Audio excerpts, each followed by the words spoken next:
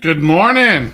Good morning. I left Randy up here this morning, Michael, so he's going to be here with us for our announcements this morning. Good morning, everyone. I blame it all on chemo fog. So you're here with us, Randy. Great to have you.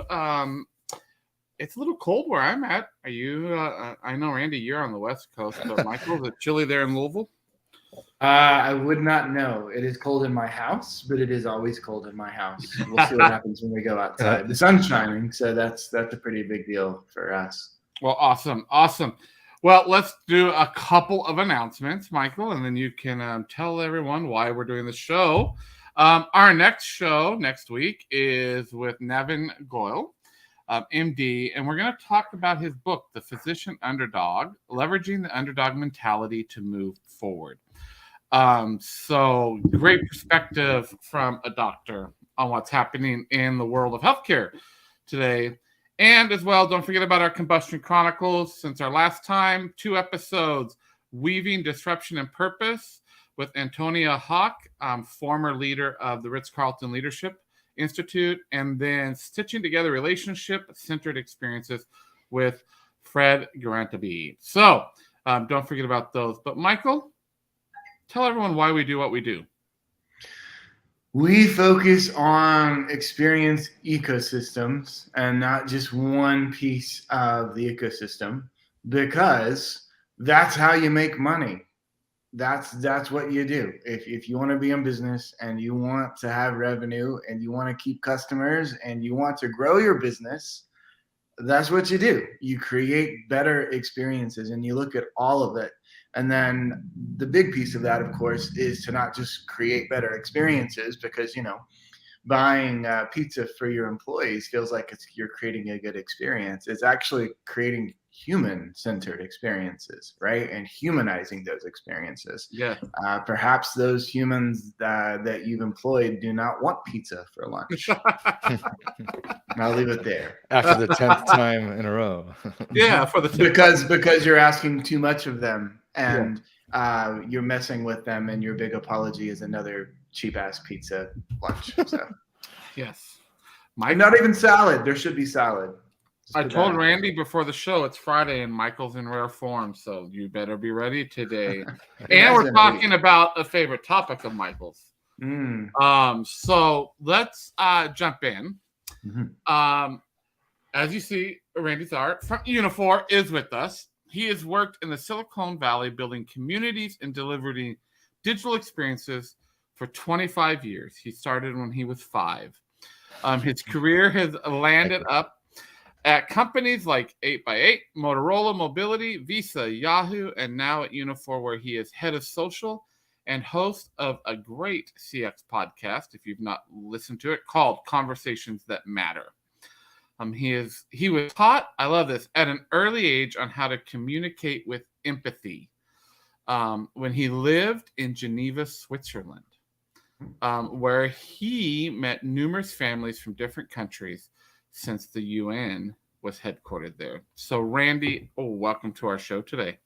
Thank you. Thank you for that intro. And thank you, everyone, for joining us on the interwebs. So great to see you. I know. It is great. And great to have you here, Randy. And to me, what an amazing topic. And Michael and I are really passionate about this topic of empathy. And empathy is key towards communication. So we're gonna jump in that here in a little bit, but we always start with this, Randy, and we want to know this question: why do you do what you do, and what keeps you motivated as you're doing it? Oh, that's a great question. I love talking to people. I love hearing their backstories. I love kind of going where the meat of the conversations are happening, and just connecting with people. And so for me, that's always been part of kind of the online, but also the offline side of kind of experiences. And that's kind of what I love to do. And so it happens career-wise, it happens, personally. I'm not the life of the party, but when there's someone else there, I always want to chat with them and tell me how do you get where you are? So that's kind of me. I love it. I love it. Well, I want to jump into this whole concept around empathy. Yeah. And we actually at Mophie have spent probably 3 or 4 years really studying and understanding some of it. And I'm gonna put this quote up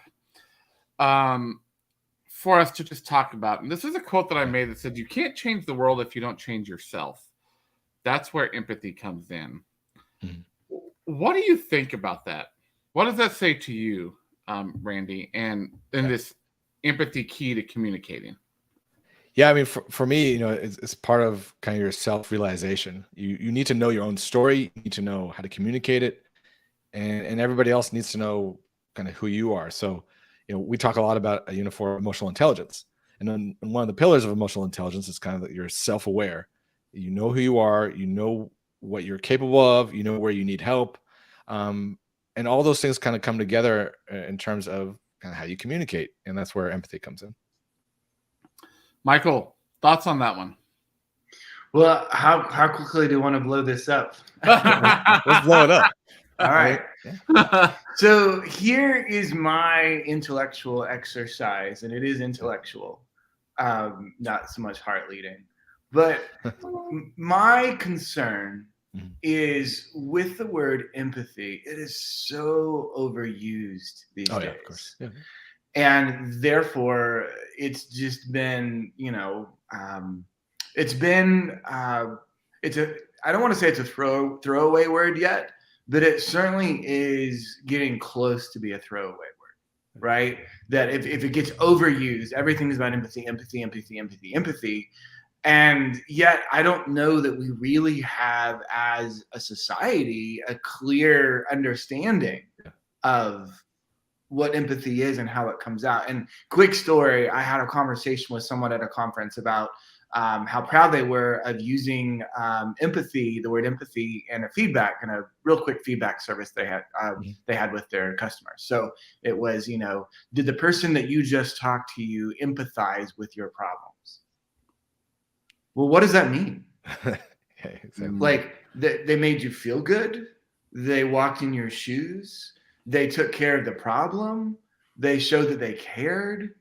And until we really get serious about parsing that out, I'm just concerned how much we talk about empathy. So someone who's so versed in empathy like you, I would love to hear your feedback on my frustration with it being overused.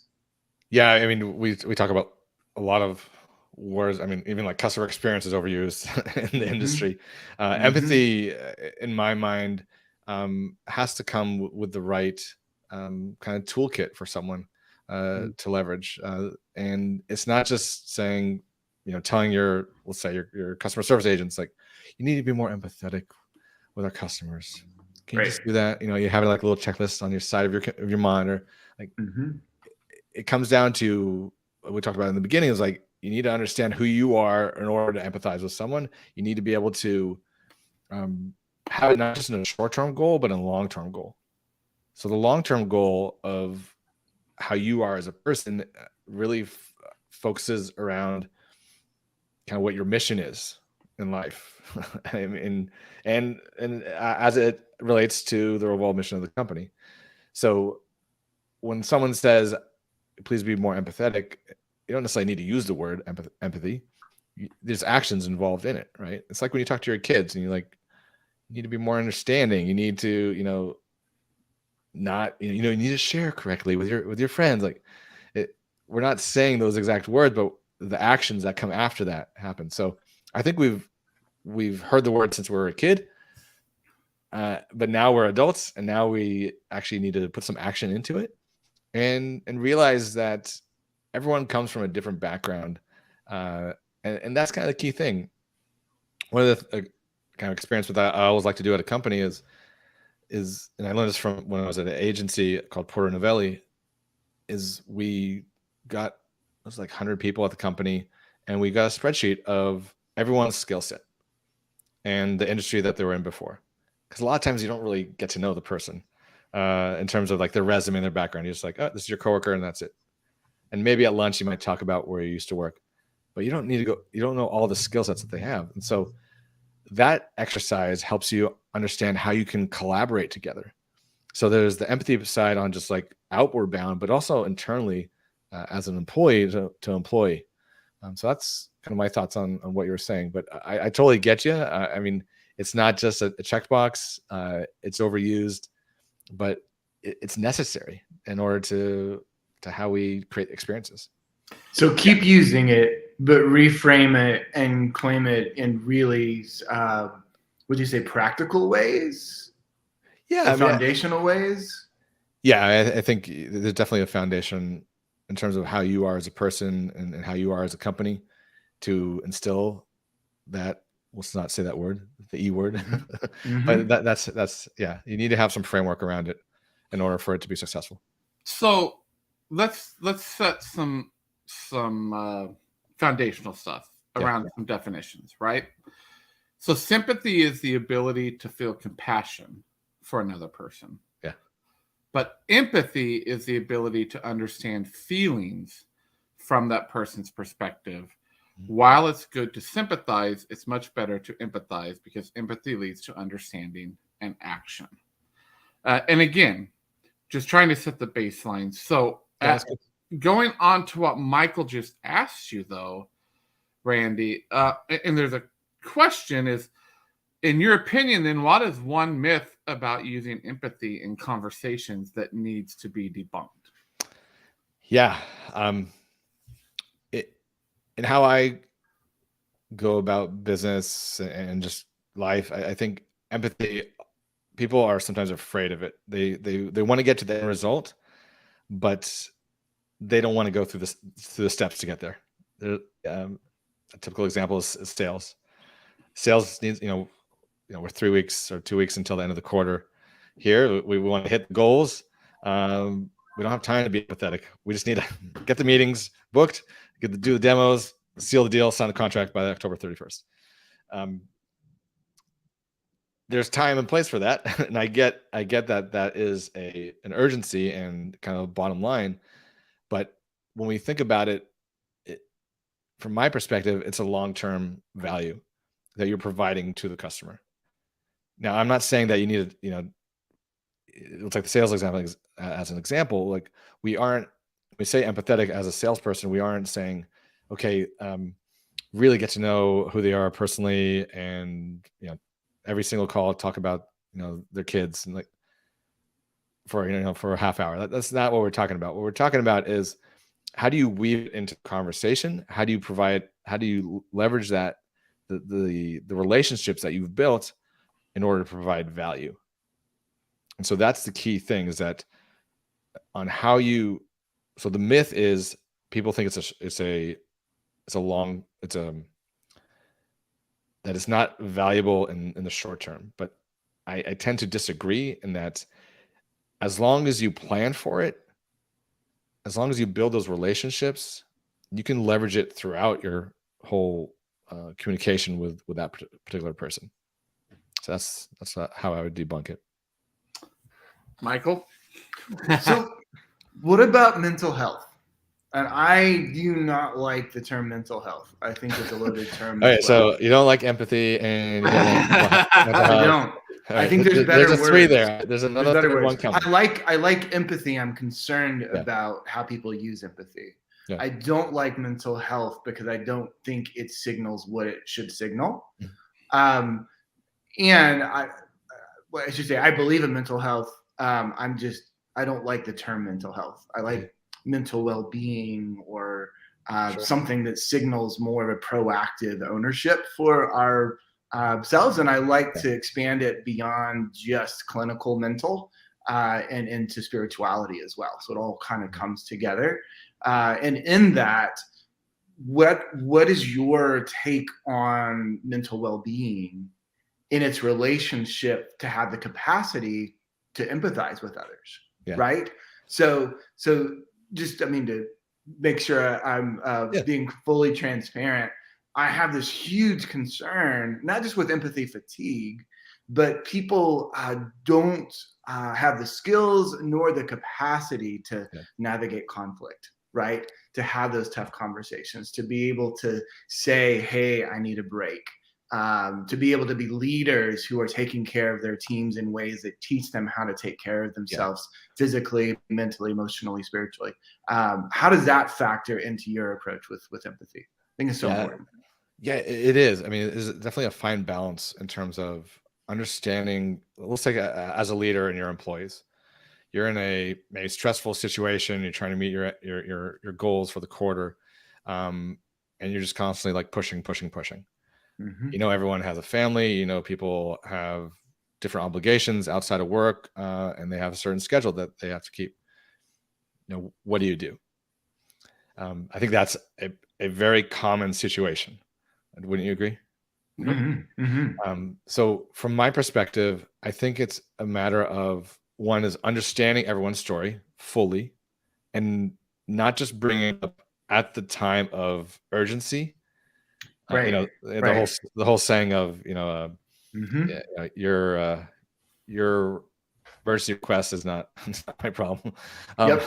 Yep. But so I think that when we talk about mental health, we it's important to accept it. It's important to talk about it, but as a leader, it's important that there's a line drawn, because between your employee and his career and their personal life, you don't necessarily want to get over that line. Now, you really want to, as a leader, you want to be empathetic, and you want to be like, that's my friend. Like, I really want to, but I think in the career sense, career world, you really want to have that kind of separation, but provide that person with resources so that they can go. Sometimes people need to handle it themselves, which isn't all the best thing to do from a mental health perspective, but they at least need to have the outlet that they can go to and talk to someone about it. So again, there's a line there in terms of how empathetic you can be. There's a limit to it. So that's how, because you still have to get the job done, right? Like, I mean, it'd be great to give everybody half days for the next 6 weeks, but the work still has to get done, right? Yeah, it sure is. Yeah. All right. So I love this. And I do too. I appreciate the not waiting till it's urgent. I appreciate being able to like think proactively about how this becomes a norm, so that when the urgent issue comes up, you can respond in healthy ways. You can respond. There's some mutual expectations, and I think that's the key thing, is the expectations part. Is sometimes we don't talk about that openly among employees. Like, we talk about goals, but we don't talk about expectations in terms of either work-life balance or how you go about doing a certain job. And so I think that's a key part of let's say it again, empathy, is that mutual expectations. And I think that is key on how both of you can communicate with each other in the short term as well. Two people. It's not just their problem. It's not just your problem. Yeah. Go ahead. So let's get real practical with this. Sure. Because again, Michael and I've talked probably 5 years about empathy, and I love having these deep discussions. Before it was cool. Yeah. And one of the things that we talk about at Mofi, and we say this, that one of the most important and overlooked muscles in the human body is the empathy muscle. So no, empathy really isn't a muscle, but the capacity to understand and embrace how someone else is feeling is something that can be learned, right? And so I'll just show the quick, who we are and what we do with it. But we have this thing called the Empathy Workout Journal, which is 21 days, and then these empathy workout cards.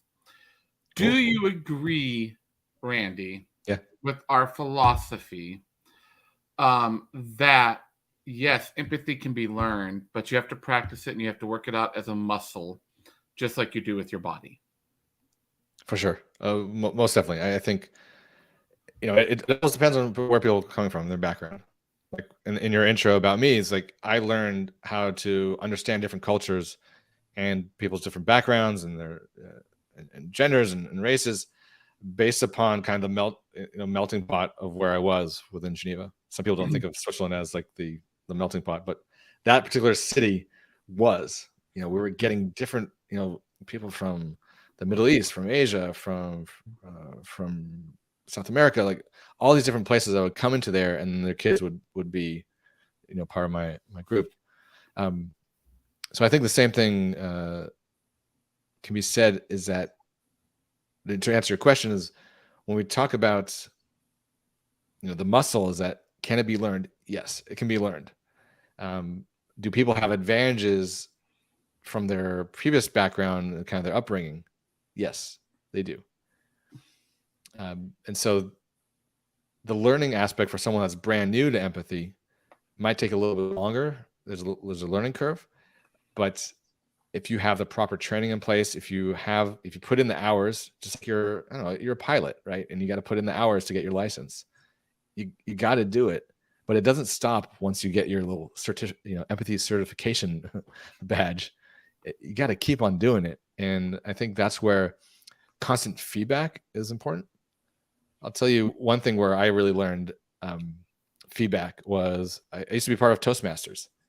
Toastmasters is a public speaking and leadership group globally. And it was when I was at Yahoo. And my boss came to me and said, Randy, I think you really need to work on your communication skills so that when it comes time to pitching new ideas, that you can, be successful in it. I'm like, what are you talking about? Like, I'm fine. I did speech and, right. I took that course in college. Yeah, that was a semester. I nailed it. That. Got my note cards. Exactly. Like, I'm okay. Mm-hmm.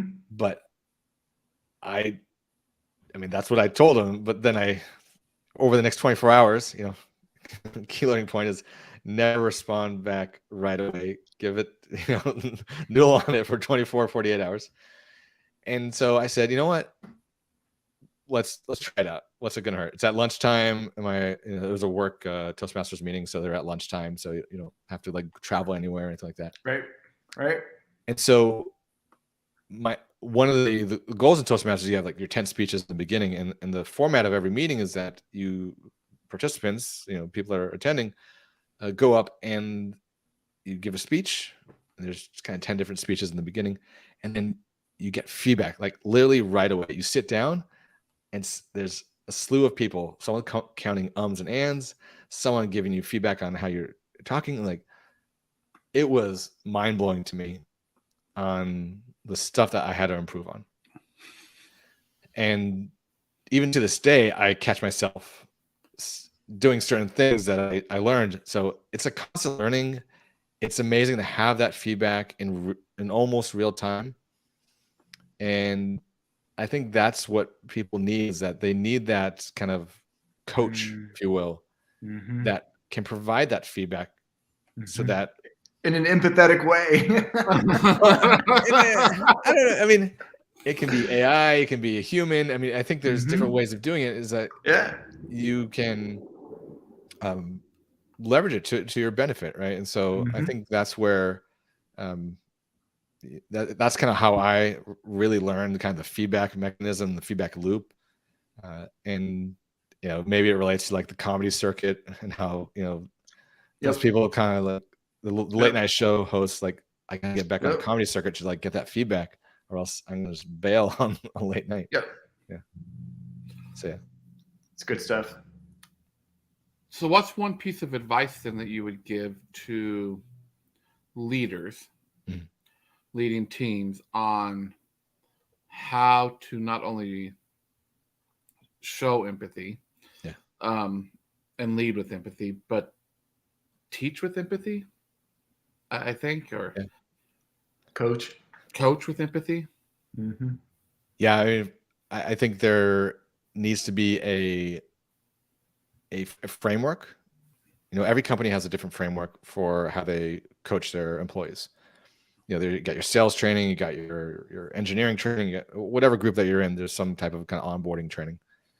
And I think when we talk about the type of communication skills and the type of customer experience that we want to kind of instill across all of our employees, you want to have that framework set in place, and you want to have mutual expectations on how that can help each individual person. So each individual person is going to have a different learning curve. So you need to have that curriculum set up so that there are different paths that people can take, but the end result is this. So I think having that documented, having the ability to access it at any time is good. And then I'm going to give more tips if that's all right. Yeah, give them. The coaching aspect, I think, is finding a mutual mentor within your company is key. That always is helpful to me.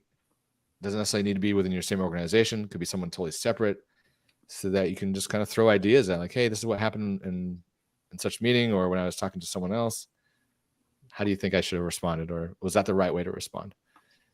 And then lastly, I think there are tools available that can help you, right? So one of the things, and I'm not going to do a sales pitch, but there are AI focused tools that can help you analyze your voice and your visual patterns in order to make sure that you're doing the right thing, and to give you that feedback. So those are kind of like 3 tips that I would give leaders.